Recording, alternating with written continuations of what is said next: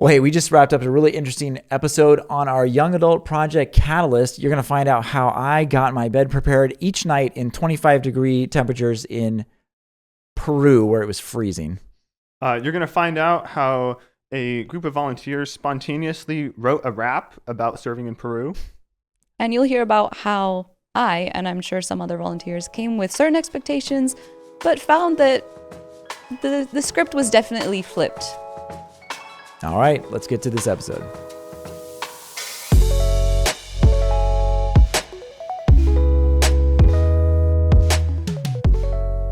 Hey everybody, welcome to Inside Missions. I'm Dustin Comm, and today we're talking about Maranatha's relaunched collegiate/young adult project called Catalyst. This summer, 40 volunteers landed in southern Peru at 12,500 feet of elevation, and we have two of the people that were there. I guess I was there as well. I'm not a young adult, as we've been discussing this morning, but we have our new communications coordinator here, Victoria Smith Alvarez. Victoria, welcome. Thank you. This was actually your first Maranatha trip of any kind, work trip, as well as you got to serve as a volunteer. So that was a cool experience. And we have one of the co-leaders of this project, Corbin Weiss. Corbin, welcome to the podcast. Hey, thanks for having me. Your twin brother, Ashton, was also the other leader, and you guys have led projects in the past for Maranatha. This was the first time leading Catalyst. Maranatha's had a collegiate project in the past. You know, Steve Case used to lead one years ago, and then in recent years we sort of brought it back, rebranded it as Catalyst, and but it had been a couple of years since we had done the Catalyst project, so we were excited to have you and Ashton leading this one. Before we get into the specifics of this trip, Corbin, why were you interested in leading specifically a young adult project for 18 to 28-year-olds? The simplest reason is because I'm a young adult. I grew up doing Maranatha mission trips, and it had like a really profound impact on my worldview and my faith, the way I think about my career, who I date, everything. And I was like, this has had a strong impact on my life, so I want to share that with my peers. So Ashton and I brought a bunch of friends. We went to Southern, and so we invited a bunch of our friends from Southern in 2024. Southern Adventist University. Yes, yep. Southern Adventist University. And we went to the Dominican Republic together. That went really well. And then Lisandro asked if we wanted to lead the Catalyst project. And we're like, yeah, that's great. Like, we're young adults. Young adults are great, super fun, actually really easy to work with. So yeah, it's a great thing. Just wanted to share the experience that we've had. And I was going to ask, we talked, or I had conversations with various people throughout the project about just the place that young adults are in. It's an interesting place where you're coming to the end at a period of life that has sort of been laid out for you in your education. And how would you describe the place that young adults are in, and some of the challenges that some, I guess, of the volunteers on this project were experiencing? I can like try and give an answer, and then Victoria would also have some probably more helpful insight too. But in high school, in college, everything's pretty well laid out, right? In high school, you have a set of classes that you take before you graduate, right? And every week you go to class and you do the homework and stuff. College, it's kind of the same thing. There's a syllabus. You sign up like, I want to take calculus, and like they tell you what to do. You show up to class, you learn it. At the end of the semester, you get a little, grade on that.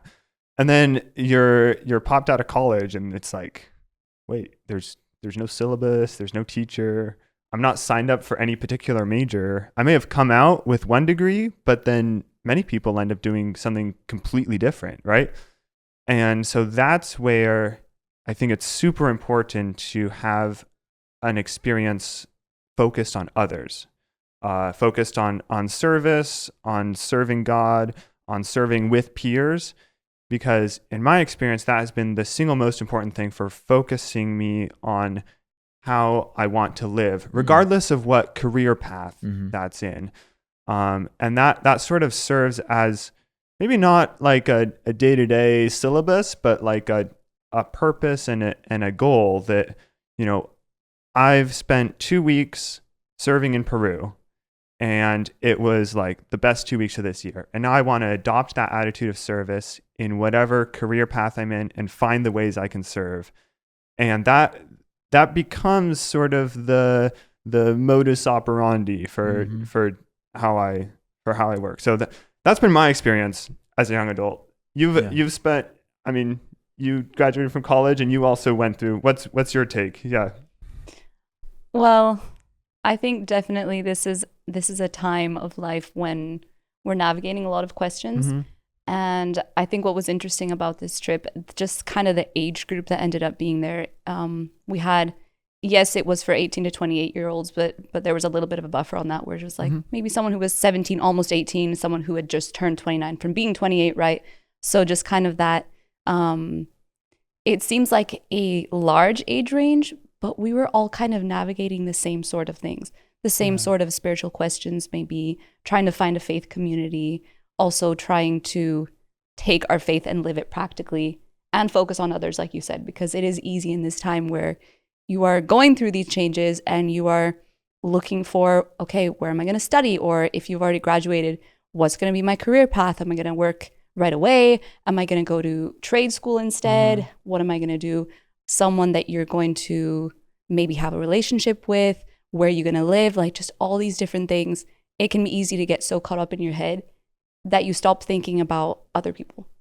So what you said about having this being a focus on others, but also together, is so valuable. And it had the spiritual aspect, it had the social aspect, it had the practical, hands-on aspect. And all those things together make it so valuable. And I heard that from all of the other young adults, that they were looking for something like this where they could connect together, connect vertically with God, but horizontally with others as well.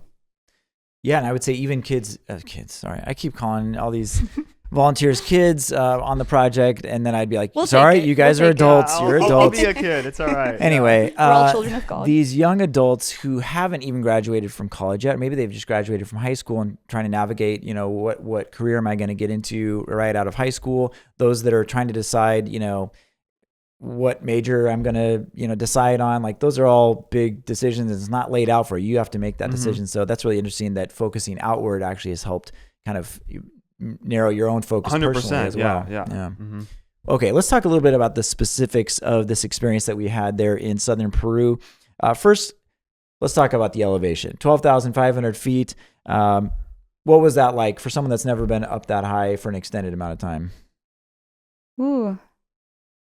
Yeah, it was strange. Like I arrived and just feel a little off, a little weak, right? I'll like go upstairs and be like completely out of breath, trying to pull bags around or lift blocks or anything was like really difficult. It sort of felt like, how I would imagine it to feel if I'd have spent like a month lying in bed doing nothing and then tried to like go for a run. Yeah. So yeah. It was amazing how our bodies did adapt though. Like after the first few days, I was like, oh, I just walked up the stairs and I wasn't completely out of breath, your body does adjust, but it certainly, and most everyone did okay, but there was certainly some participants that had, just it slowed them down. They weren't feeling. Yeah, actually it was a really interesting, on the logistics side, being up at 12,500 feet, changed a lot of things in terms of like the schedule. Like we tried to it was hard to like get up early in the morning for sure. And then pretty much, every day for the first 3-4 days, there was somebody who, couldn't go to the job site or needed to be on oxygen it was definitely an adventure, right? These are the sorts of things that you can't expect. But what I found through this experience is the level of support that was there in the country, thanks to the Maranatha staff, and thanks to the preparation that God put in place, knowing we'd need it. People in the community, the local clinic, who came and stayed with a volunteer who wasn't able to go to the job site, right? And so it was kind of cool. It was a challenge, but with that challenge came some cool kind of miracles, right? That came through. So yeah. It was interesting. you mentioned the schedule, and so like we didn't even have a work day for the first couple days. Just everyone arrived on a Friday, I guess, and then we just got to have Sabbath where we got to worship, but weren't doing that much strenuous activity, and got a little more time to acclimate, and that was important. So a lot of logistical challenges and additional challenges for you as a leader, by nature of just having it at this elevation that most leaders don't have to deal with. So kudos to you for you and Ashton for being able to navigate all of those things that were built in just because of where we were. And we, by the way, were in the city, outside of the city of Juliaca. We stayed in the city, and then we would go out to the Calapuja Seventh-day Adventist Church for our construction. At that elevation, being that it was July here in the northern hemisphere, in the southern hemisphere it was winter, and so it was very cold. How did you all navigate the cold, especially because our hotel happened to not have heat? How did you stay warm? What was it like? I mean, it got down to 25 degrees maybe at night, so it was definitely chilly. It was interesting to be in that range because it would be about 25 degrees at night sometimes, and then during the day sometimes it would get up to like early 60s. Yeah. And you're working there in the construction site or at medical, it could get pretty hot. So navigating that and trying to bring all the different clothing and just the different supplies that you need to stay regulated at all those temperatures was pretty tough. Something that I had to do, and also a few other people that didn't maybe prepare correctly or as much, is actually go out and purchase a few things, and then we left them to donate afterwards. But as far as clothing, I did get a few things that I needed that did keep me warm when I needed to be warmer, and just left them behind for donation. But that's the kind of thing that on these mission trips, you just need to be flexible and adapt to all of those things. And I didn't hear about people who were just constantly cold the entire time. We did share things. If someone had an extra jacket, then they could just share that with somebody else. They had some, what were there, like burners there in the hotel that we could use. Heaters. That we could use, and people would just kind of crowd around those in the evening when it got a little bit cooler. But we navigated it, and I think also maybe similar to the altitude and getting used to that, we did grow a little bit more thick-skinned by the end of the week, where I didn't feel cold anymore. And maybe it was just buying some of those extra things, but maybe it was just getting used to it. And it was actually nice to be a little cooler, because I know that here they were having some 100-degree temperatures and we were just having a nice moderate temperature there. So I think it was also nice to have that. And one thing I heard, there were one pair of girls who were staying in a room way at the end of the hall. It was like super cold over there, and this hotel had like a little space between the windows that wouldn't quite completely close. Yes. So they were exposed to like the cold night air all night. I was by the window and there was a draft the entire night. So they stuffed a towel in there, and then Ashton and I lent them our sleeping bags, so they like slept in sleeping bags under all the covers with a towel. But like this is why I love young adults, because like y'all didn't complain. It was like I heard there were sometimes there were rooms that like had hot water in the shower, and so everyone would just like take turns going through there. The hot water was an experience for sure. Yes. Might take 5 minutes to get some hot water, then you might have it for 20 seconds, or it might be great, or my water pressure fluctuated. My shower head just completely snapped off at one point, but it was an adventure. Yeah. Let's talk specifically about the goals of the project itself. I mentioned the Calapuja Seventh-day Adventist Church earlier. What were the goals, big picture goals on this project? Let's see. We were building the walls of the Calapuja Seventh-day Adventist Church. It was a typical size Maranatha church doing blockwork construction. And then we had a medical clinic as well that went to 3 different locations sort of along the road to Calapuja. So the goals of the project were to serve the community in this permanent way with the building, and then also through the medical clinics.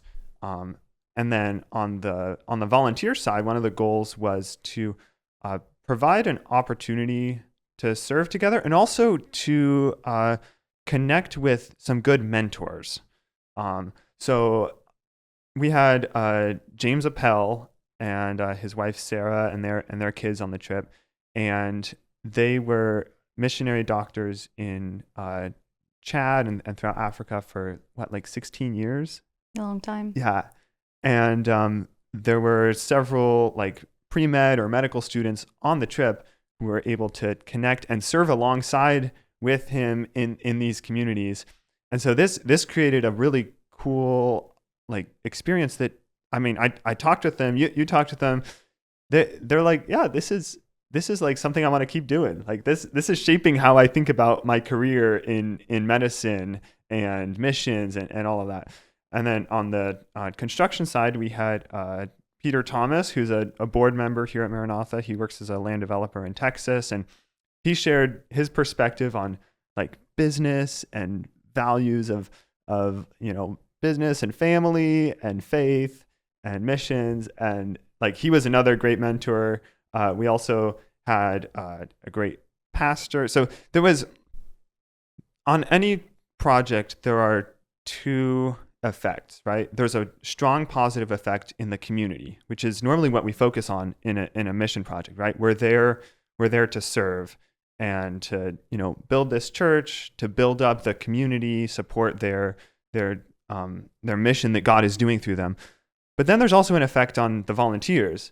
And let's not downplay the value of going and serving and having these experiences with mentors and like-minded young people. So those were the two big goals in many words. But yeah, that's it. That's fantastic.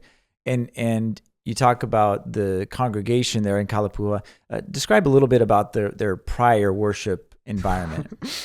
Yeah, it's a very unique church that they were worshiping. I don't know, would you call it a church? It's like an apartment. Well, yeah, it was someone's a home, really. Yeah, a private home. Yeah. So if I understood the story right from Hermana Olga, was her name? Mm-hmm. Okay. Mm-hmm. About 10 years ago, the Adventist faith came to Calapuja. Somebody came and shared with them, and the first family there dedicated the first floor of their apartment. Is that something? Mm-hmm. Okay. Mm-hmm. And it's sort of an adobe structure, right? So between the first floor and the second floor, it's just these like thick logs with like mud for the walls.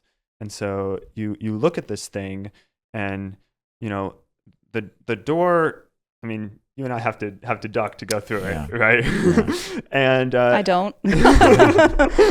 at the top of the door, it says, Calapuja Seventh-day Adventist Church, and then right under that sign, there's a crack that's like an inch wide and widening, right? So, they'll invite people to come to their church, and they're like, I don't know, like, is this thing gonna stand if we sing too loud, right? Well, besides the fact that there was just hardly any space in there. Exactly. It's cramped, it was dark, so the worship environment is just not the best. And so it was, I think, really great for every day our volunteers to be able to see, like, hey, this is where they used to work, and it's right across the street from the church. And of course, it's always great to be able to worship with the congregation early in the project, because then you have that motivation. This is who we're working for. These are the people that we're serving. And so that was really great that we were able to worship with them on that first Sabbath. Yeah. For sure. No, that should be stated. It was literally right across the street. So there, on the one side was this house. The first floor was the old church. Yeah, small, cramped, a little bit fallen apart. And then immediately across the street was this new church. And every day, Hermana Olga and her kids were, out watching us. Sometimes kids from the community were like helping us, and the pastor came by and was helping us. And it gives such good perspective to a lot of us who are used to a nice church with air conditioning and lights, and you just kind of take that for granted, like that's church. But That's not the case in the whole world, right? Yeah. The way that the first elder put it, Samuel was his name. He said that in a home, you really can't have a lot of the functions that you have in a regular church.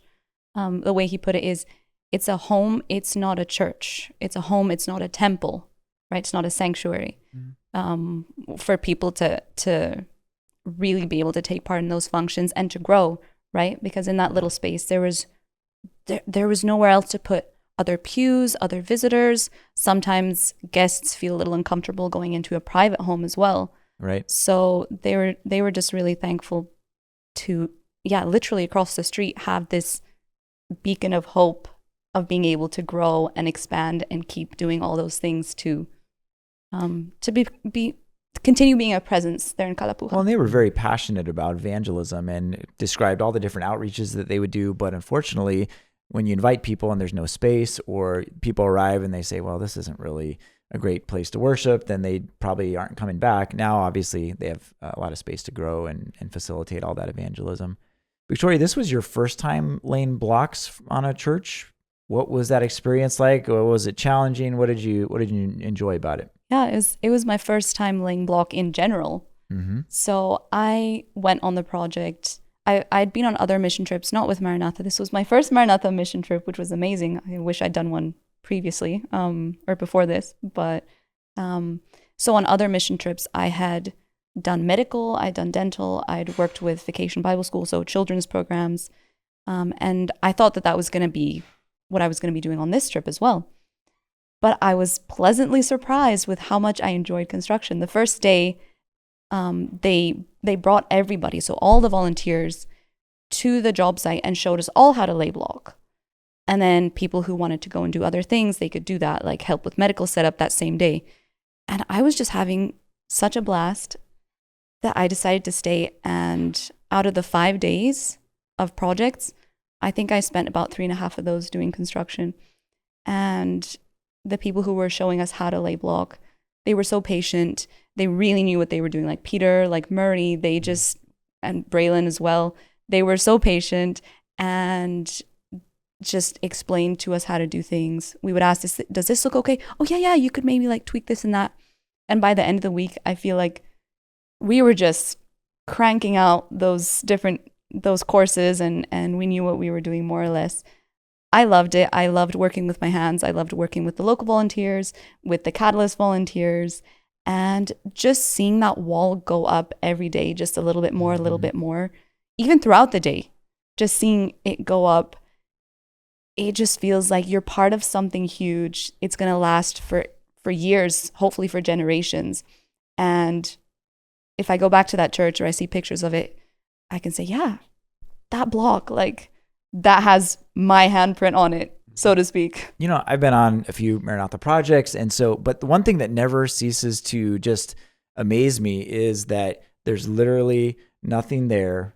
And then all of a sudden, at the end of the week, there's this fully contained church. It may not be completely finished, right? But it is fully, the walls are all the way up, and it's just nothing was there before. And it was just an idea. It was just something that God was moving us towards. And then all of a sudden now there's this complete structure there that's going to be this spiritual home for this congregation. So I was going to say, one of the really I really loved the flexibility that you all designed in for the volunteer experience on this project, because on other projects, you kind of sign up for the team that you want to be a part of, medical, children's programs. Maybe they were doing like health education or vision clinics or whatever it might be.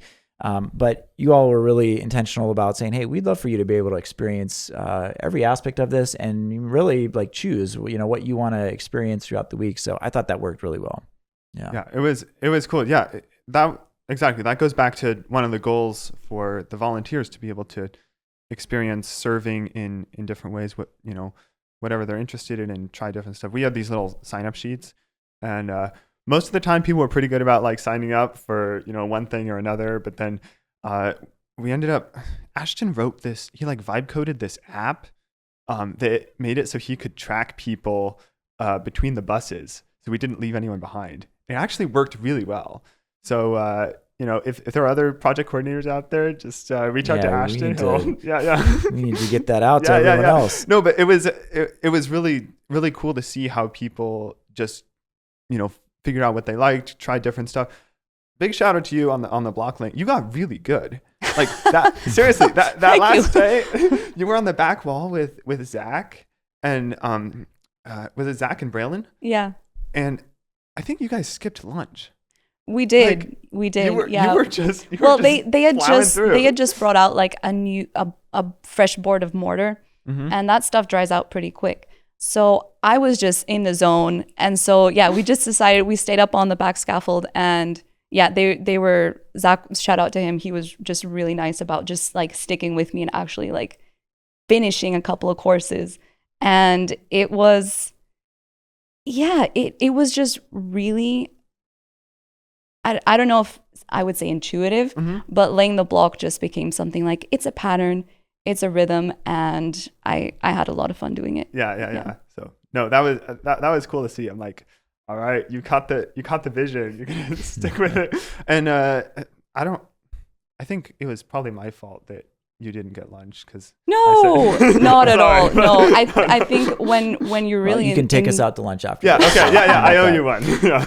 No, when you're really in the zone and just also you kind of again what you were saying at the beginning about thinking about other people, you almost forget. You're like I don't even need food. Sort of like this is spiritual food in a sense, like doing this work. Yeah. And you just kind of forget and you do the project that's in front of you. Just a little bit more about our medical team. We served over 200 patients over those 3 locations. We did 2 locations, and then we did a third one at Calapuja for 2 days. And, just amazing what our medical team did. And really made a big impact. There was a lot of just kind of maybe common, conditions or sicknesses or whatever, but then there was a couple of like serious ones that they were able to kind of make sure they were set on the right path to get some more serious help, maybe in Juliaca and some other more advanced facilities. But they did a great job. Our children's ministry team, awesome job. We were a little lighter on kids in the first day or so, and then the more kids came, and eventually there was a huge soccer game that was going on in the town of Calapuja with our volunteers and some of the kids after school let out. So it was just a lot of fun to see everyone serving, and you can kind of see everyone's gifts and abilities and talents kind of coming out, whether it was on the medical team and just the care and concern that they provided to all of those patients, as well as the volunteers that just really connected with kids, maybe even without knowing their language. God was using every one of those people throughout the project. So I definitely want to highlight those people because construction is of course and absolutely a huge and often major part of Maranatha mission trips, but the people who were involved in the medical and in the children's programs, the effort that went into that, the organization, and people working in their strengths. So even if we did have some pre-med students and even medical students, we had doctors, local and also Dr. James. But there were also volunteers who'd never done anything medical, but they were willing. So they were directing triage, making that go more smoothly, or playing with the kids, even though they didn't speak Spanish, setting up vision or just handing out medications at pharmacy, things like that. And everyone working within their strengths. It was really amazing to see that. And it was such a unique group, I think, as well. Everyone worked together so well. You couldn't have handpicked a better group of people to work together and to grow closer. By the end of the week, we really did feel like a family. I got to say, and we've said it during the project, that, I've, again, been on lots of projects. I've been a part of a lot of events in my life, just even outside of Maranatha, different groups of people. And it was a great group. Everyone really I think that was one thing that really stood out, is that all of these young adult volunteers really wanted to be on this project. It's not like someone was sending them. It's not like that they felt like they had to go, or that they were like this was a last ditch effort to, turn their life around or something like that. I think that everyone there genuinely wanted to be there because they wanted to sacrifice, they wanted to serve. And, God works in our hearts on every project, no matter where we're at. I think that also happened for people as well. So just a great group of people and a great mix as well. On Wednesday, we took a little bit of a break from the work and we went out to the world famous Lake Titicaca, which is what they call the world's highest navigable lake, which just means that there's ships that go across it from Bolivia, Peru, and they'll bring in supplies. And anyway, there is a famous group of floating reed islands out there that the Los Uros people have lived on for generations. They literally build these islands out of reeds, and then they have houses on them, and they float. And there is a Seventh-day Adventist congregation. And back in 2005, Maranatha actually built a floating church, and so our volunteers got to go out and experience that. Corbin, I think you've been out there before, Yes. maybe before, but Victoria, what was your impressions of going out to this really unique church that's floating out on this lake? I'd heard about it before. It definitely wasn't as I pictured it. I think it was better. It was really amazing to be there, and you can feel the reeds when you're stepping on this island. You can just kind of feel it moving, and you think, there's really not much stopping me from going right through them, right? But it was so amazing to see that church and to see the other floating islands when you look out the window of the church, just all these other little islands and ships kind of going back and forth, and thinking that some people come here every week. They have about 60 members, I think. Some people come there every week and they worship, and they come by boat. Yeah. And that's just what they do. And I love the fact that Maranatha provided something for them there. And it was a very unique experience. I really enjoyed being there. The school kids from the school that's right beside the church came and did a little presentation for us there. And they were singing with their whole hearts. And then some people from the conference, I believe, or the union there in Peru, came and gave us a little bit of history about the church as well. So it was really unique to just all be there and experience that from different churches around the world, just all in that one place. Also couldn't believe that Dr. James Appel jumped in the lake right there. 'Cause Yes, it he was did. He freezing. did. And he just, I guess that's one of his goals, is just to submerge himself in every body of water that he goes in wherever he travels. He also jumped in the river going up to Machu Picchu. Oh, He did. Yeah, So I had left you guys by that point. So Yeah, no, I believe you. Yeah, no, it was really. I saw it with my own eyes. Yeah. Yeah, that was a really cool place to go. Definitely a sort of a one of a kind experience. And yeah, it was a cool day. Really, really sunny though. Like that's the It thing, was is hot. that elevation, not only does it make it a little harder to breathe, but the sun is really intense, and you can get burned, and but it makes it very warm if you are out in the sun. Exactly. You warm up quickly. Also, you would not believe how many pizzas 40 some volunteers can eat. I think we ate like 60 pizzas between us. 60 pizzas, Yeah. man. Yeah. After touring the islands, we went to that pizza place and all ate there. And yeah, it was good. It was remarkable though. I'm like, yeah, these are definitely young adults. Yeah. Well, before we get to sort of the end of the week and finishing the church and worshiping with the congregation, let's take a little break, and we're going to go to our infamous rapid fire question round. So these are questions that you will hopefully be able to answer as quickly and concisely as possible. So the first one is, what is your favorite food or meal that we ate on this Catalyst project? Rapid fire, I won't think about it too much, but they had a lot of really unique fruits. And anytime that they pulled out some of those fruits, they had passion fruit, they had a guava sort of thing, guaramana, I think it's called, uchua, which are these little, I think they called them gooseberries.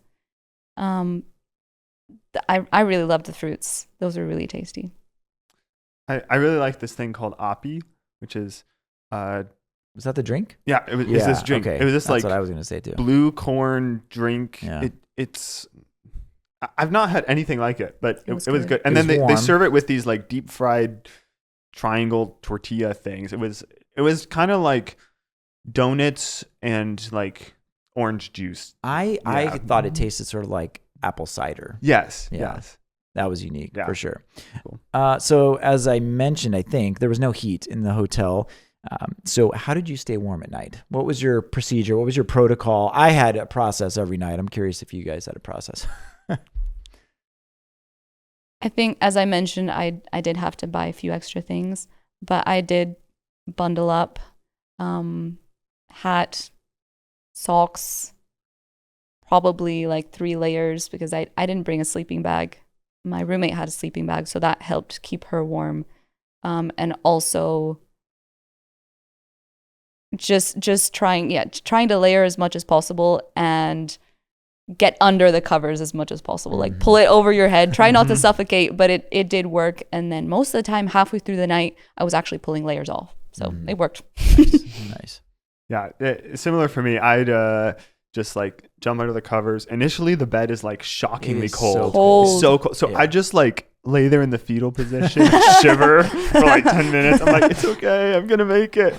And then gradually you can like stretch out into the, you know, colder parts of the, you know, as you stretch out your legs out into the like cold, really cold, venture out. dark world. Yeah, exactly.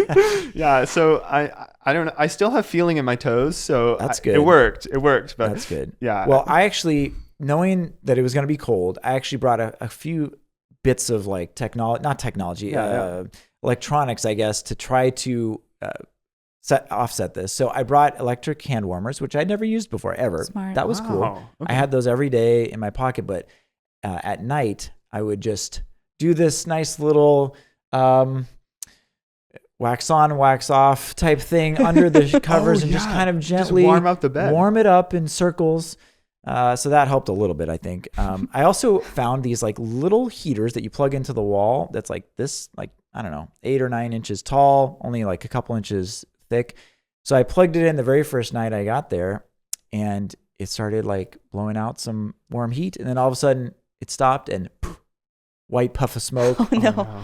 It died. Yeah. So I had no heater. But Dear. anyway, yeah, it was. I also eventually warmed up in the middle of the night, and it was fine. Yeah.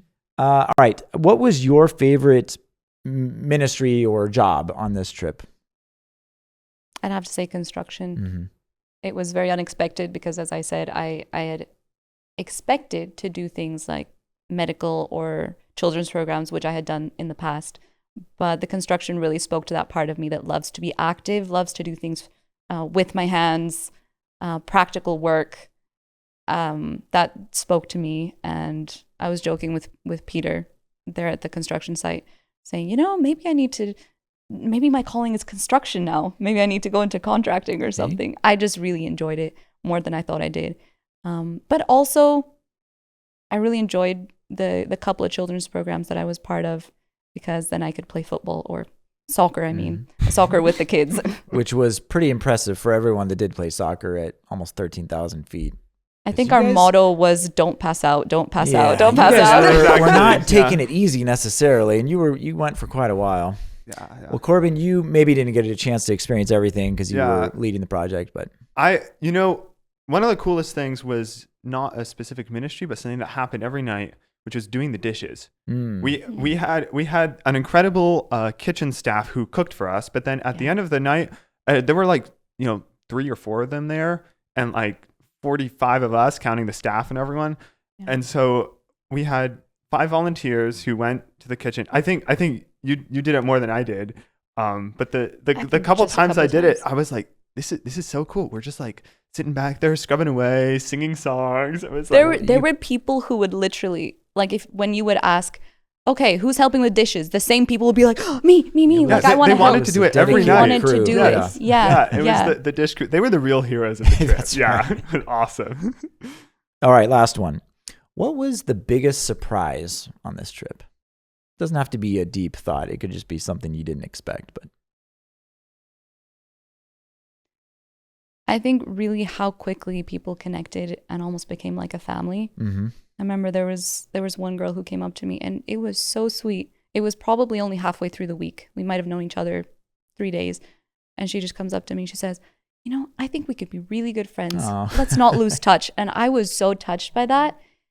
And I don't think that was a unique experience. I think that so many people just connected so much and became a family very quickly that I've gone on mission trips and trips where you connect with people very quickly. But this was especially unique because it did have that component of service where we all had common goals. And that's the thing that surprised me in the most pleasant way. Yeah. I'd say along those same lines, how we all connected sort of like a family. One of the things that surprised me was the Peru rap. Yeah.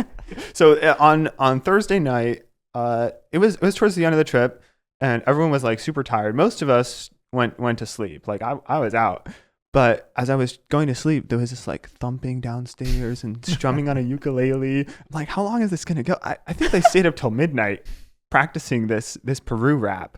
And so the next day, I'm like, all right, guys, you kept us up last night. Now you got to share it with the whole group. Let's hear it. Yeah. It was so good that we had Braylon rapping, Noah on the cajon. Tristan was like playing the ukulele. Miriam was singing. And Kaylee. Yeah. And it could be a little like should have a convention or something. I don't know.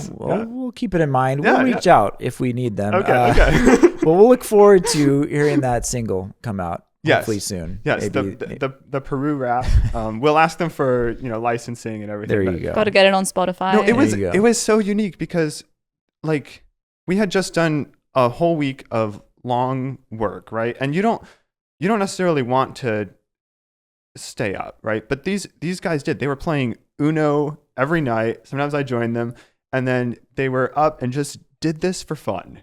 Like it felt like a huge family. It was wonderful. You could tell everyone was having a good time. They were really enjoying each other's company, you know? Yeah. Okay. That concludes the rapid fire question round. Great job. You've passed through. So after we finished construction on Friday, we then got to worship with the congregation again, but this time in the completed church. What was that experience like, being able to see, a completed church and actually the congregation that you were serving worshiping in it? It was crazy. It was really cool. It's like you said, there was a week ago, it was like just nothing, right? And now there's a structure. You can see the congregation there, and you can look around the community, and there's no building like that. This is something new. This is something that they can invite their friends to. It's a testament really to God's power to take nothing and make something, right? That's the gospel in physical form. So yeah, I've been on a lot of trips. It generally goes that way, nothing to the following week you have something there, but it never gets old. I'm like, this is awesome. Yeah. What was your experience? This is your first time doing that. Yeah, it was incredible. There's almost no words for it. You have to experience it for yourself, what it's like to go. We were there the first week, and I was blessed to be able to help out with a bit of music. And we were at the front of the church the first week, and it's just a skeleton frame, really. You can see the clouds and the blue sky through the walls, because there's no walls. And just seeing everyone, and you can see the empty space around them, the surroundings.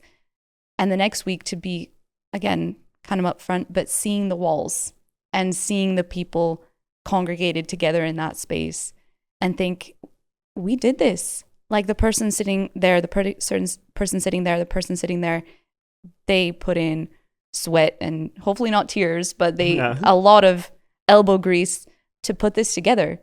And we didn't have walls, we didn't have windows, we didn't have doors, we didn't have electricity or some of the different services.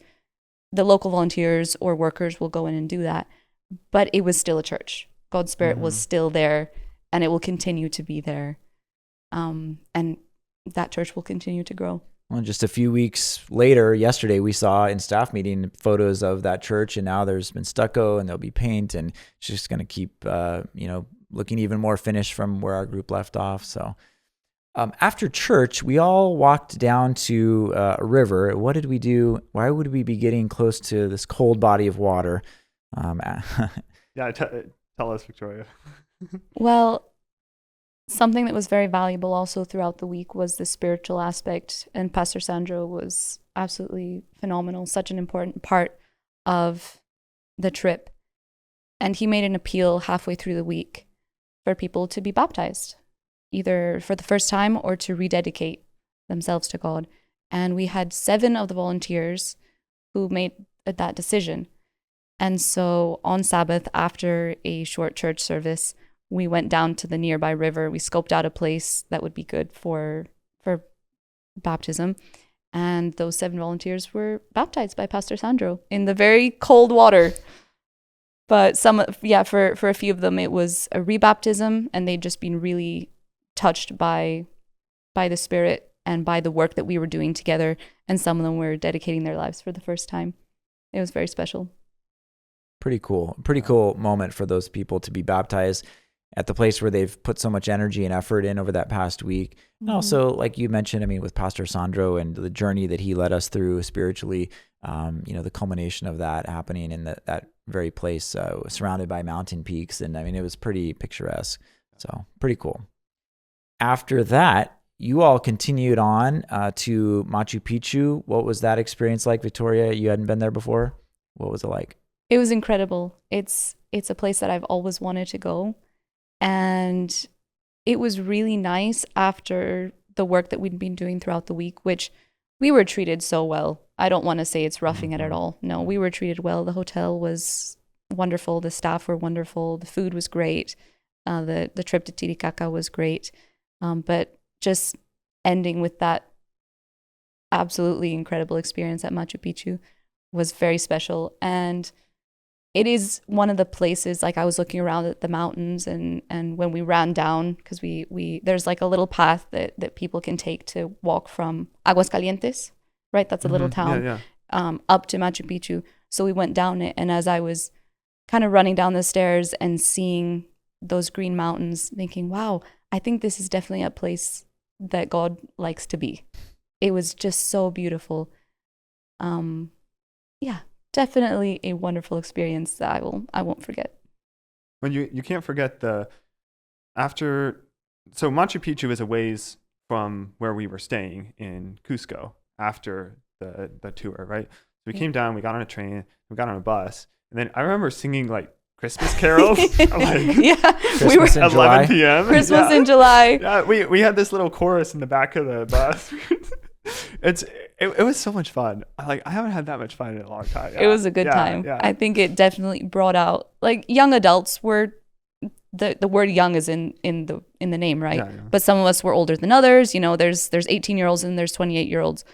But it brought out the kid in all of us, I think, being there in the buses and just singing songs at the top of our lungs at 11 p.m. As a leader, did you all intentionally create the project in a way that would foster that kind of rapport building, that kind of social interaction? I mean, what went into kind of crafting that experience so that there would be that opportunity for people to get closer and closer? So I don't know. So with the way Ashton and I planned it was sort of to have a work day and then dinner and then time in the evening, right, for worship, and then also free time. And that free time, we did it that way because it's fun, right? I was never really thinking like, all right, we gotta like, create a time to like build rapport or any of that, but it ends up being that, right? Mm-hmm. And the fact is, I cannot take credit for any of that connection and feeling like a family. Like I look back at the trip and everyone on it, and like, God picked these people and brought them to this place, and everyone just kind of leaned into it and joined together. I've never had an experience with a group of people like that where everybody clicked so well. There weren't any like, people who were sort of outsiders. There weren't any like cliques. It was just like, all right, we're doing this, we're serving together, we're worshiping together, we're playing together, right? And so when you get to the end of the project and you're like, on a 6-hour bus ride up to Machu Picchu, it's just the most natural thing to like sing Scottish ditties, right? That was another great experience that was awesome. Too. Yeah. So, I mean, one of the goals of the trip was to have the time to connect together, but it wasn't like a super serious objective. It was just like, why wouldn't we? Yeah. This is what we're here for. It happens naturally in an environment like that. Well, we heard that is what a lot of young adults, at this stage of their life, especially Seventh-day Adventist young adults who may not have any peers in their church, or maybe they didn't go to an Adventist university for college, that are actually yearning for that kind of connection and relational, relationships on this trip. And so that absolutely met that goal for sure. Yeah, you bring up a good point, because as we were talking at the beginning, this is a time of life when we're balancing a lot of things. Like we're trying to think about career and balancing that with, our family, with our social life, with a dating life, perhaps, right?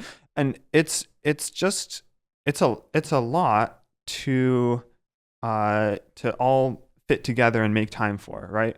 And so, as I was talking with a lot of these people, they're self-employed entrepreneurs, or they're starting medical school, or they're starting college, right? And there's not that community, and there's often not an easy way to get that community at home. But something happens when you're on a trip with 40 other people just like you, who are crazy enough to take their PTO and spend a ton of money to go to serve some people who they've never met, right? It narrows down to people who are, very like-minded and ready to serve together, and you just form those connections. And these are lifelong connections, right? We have this group chat still going, and just send like random life updates, what's going on, where we're at. Yeah. If I'm ever in New York, I'm gonna call up some of our friends up there, right? It's great. It's a family. Yeah. Yeah. And the nature of everyone was going on a trip like that, you're very intentional about why you're going, why you want to go, why you're taking your time off, why you're spending those resources to go. And I think that also brought people together in a very natural way.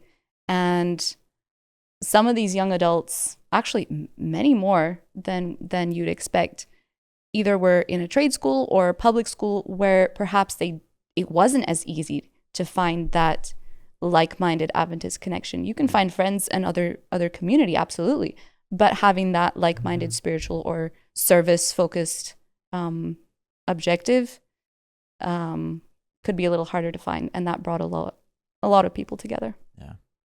When you look back on this trip, now it's been a few weeks, maybe a month. What was I guess, no, it's not even a full month. What was your favorite moment or your most satisfying moment throughout this project?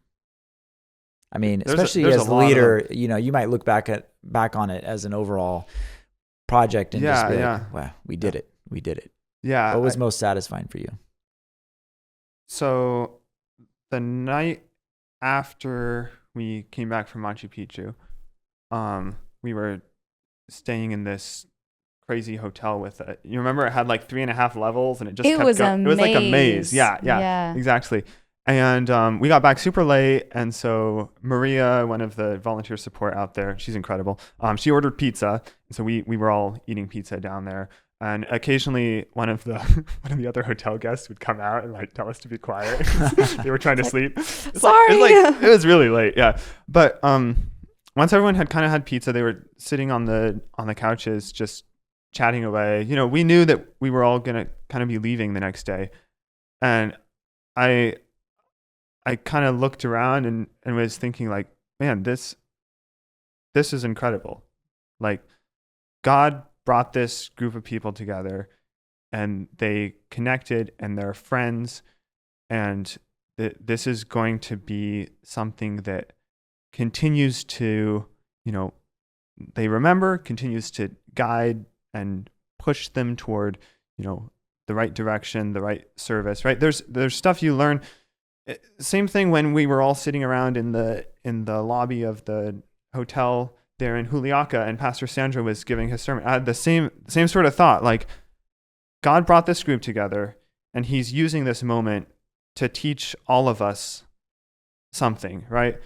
and somehow I got to be a part of making that happen. And that's so humbling, because it's not my work. It's not necessarily even Maranatha's work, right? It's God doing this in each person's life, right? But we get to be the instrument he uses. And so just watching that happen, I was so humbled. Like, I get to be part of something really big that'll last for eternity. Yeah, you and Ashton did a wonderful job just herding us all into all the different things that we needed to do. So definitely, you were both definitely used by God. And for me, I think that something that impacted me very deeply was I was helping out with some of the interviews that you and Nick were doing with the communications part of things. And as I was just sitting there, and we're kind of by an adobe wall, and the pastor of the church, I believe, was one of the people we interviewed. And just listening to his story and being there surrounded by alpacas and people herding their sheep, and thinking, wow, we're here for them. And this is so cool. But they are also giving us something in return. They're giving us hope. They're giving us inspiration. They're giving us gratitude. And they're showing us a little bit of what it's like to be patient and wait for God to bring things to you, right? Because they'd been in that church for 14 years, waiting for a church, and now it was going up. So that impacted me very deeply, just being able to be there and hear their story and remember why we were there. Just a couple more questions here, and thank you guys both for talking a little bit about your experience on this project. But I remember asking you this when we did an interview, Corbin, for our TV program, Maranatha Mission Stories. Go to watch.maranatha.org, by the way. You can see the episode that we're going to produce on this Catalyst project. But it seems like a silly question to ask, but why, especially because of our whole conversation here about, the impact that it's had on young adults, this project, but why is it important for Maranatha to continue to have this Catalyst Young Adult Project? Oh man, so many reasons. It's just what we need right now. There's no other way to say it. The world we live in is so fast-paced and self-centered. All about, who I can become, what I can do, who I want to be with, where I want to go, what money I want to make, all of that. The experience that Maranatha facilitated in Peru was like a complete reversal of that. And I mean, that's what I needed. I think that's what a lot of us need. To remember that it's not about us. This world is actually temporary, right? We are part of an eternal mission with a longer focus than just my career and my family and where I want to retire. And so having that perspective is so important at all points in your life, but particularly right now when I'm making the decisions about that'll shape the rest of my life. So yeah, I think if you guys don't do it, I'll find a way to do it, because like I need this, and I know all my friends need it. So yeah, that's why. Yeah. Wonderful. Mm-hmm. And if there is someone out there that maybe didn't get a chance to go on a Catalyst this year in 2026, what advice, maybe they're a little unsure about whether they should go, or maybe there's concerns they have. What advice would you give them as we look ahead towards hopefully next year's Catalyst project? I would say go without expectations. When you set expectations about, all right, this is who I want to meet, and this is what I want to do, and this is how I want to serve, then you can't be used in the way that you need to that you need to be used. Go, and if you have any expectations, it should be, I am going to be here to forget about myself, challenge that script that tells us we should concentrate only on ourselves, and do something for other people.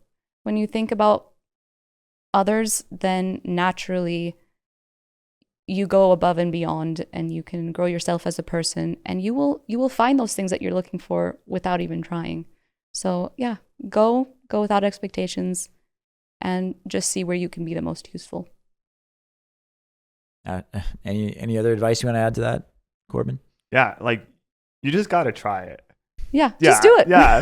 I talk with a lot of people about this, and some people are like, yeah, I don't know if I can do it, or like, I don't know if that sounds like something I'd enjoy. I'm like, just do it. Like, years ago, my grandma, who's since passed away, sent me this little postcard that's a cartoon picture of this guy fishing in like a dry lake bed. He's like in the middle of a desert. He's got a little fishing pole, and there's the bob at the end in the dry lake bed. And the caption at the bottom says, "You never know unless you try." Right? This is not a dry lake bed, but it's still true. You got to try it. Yeah. Just go. Well, it was an amazing experience. Congratulations, Corbin and Ashton, on pulling it off, and glad you had such a good experience, and appreciate you guys both being here on Inside Missions today. Yeah. Thank you. Thank you.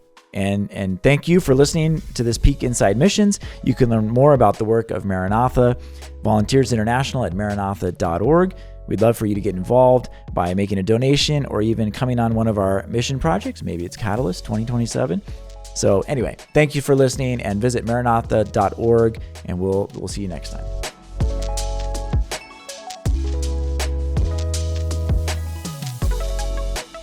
Would you be able to roll again, Leo? On the middle one? Okay, so we're going to look at that one here. Make sure you press record. Sorry.